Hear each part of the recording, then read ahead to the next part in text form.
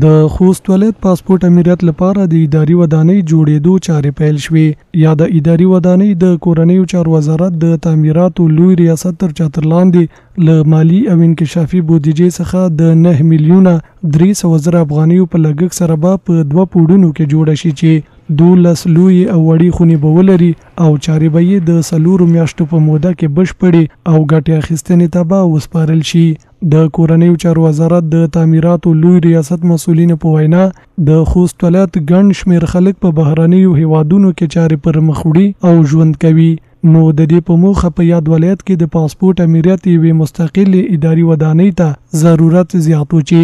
د دغه اداري ودانۍ سره به د خلکو چارې لا غوره او په چټکۍ سره پر مخ ولاړ شي. د خوست ولایت اکثر خلک په خارج کې دي، خارج ملکونو کې دي او بهر کې او ډیر میشتي. په هغه اساس باندې امارت لازم وبلل چې خوست پاسپورت امریت او منظم جوړ شي، کارونه مخته ولاړ شي. کوشش کوو ان شاء الله چې د تعمیراتو ریاست د پروژې په ښه معیار باندې جوړ شي او ګټې اخیستو ته وسپارل شي.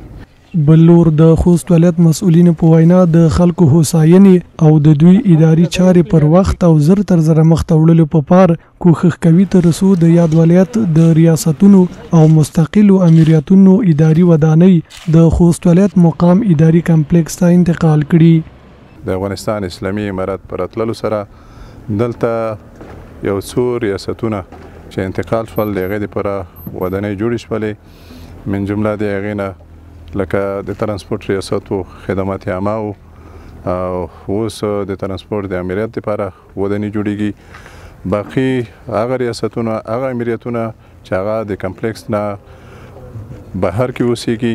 هغې ته به هم انشاءالله په راتلونکي کې په خپل وخت بودیجه ځانګړې کیږي، دوی به هم د کمپلیکس په داخل کې د خپلو ودانیو نه برخمن کیږي انشاءالله.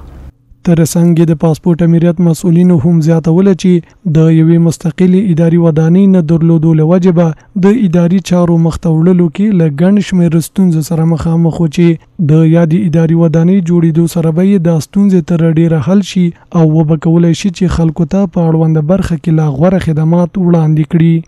د دې سره به د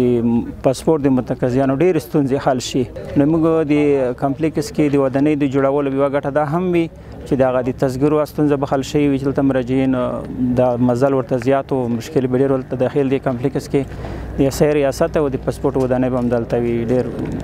زیاته ګټه به ولري. د یادولو ده چې د خوست ولایت ګڼ شمېر ریاستونو او مستقلو امریتونو اداري ودانۍ په اداري کمپلیکس کې وجود لري چې تر زیاته بریده خلک کولی شي خپلې اداري اړتیاوې له نږدې په همدغو اداراتو کې حل کړي.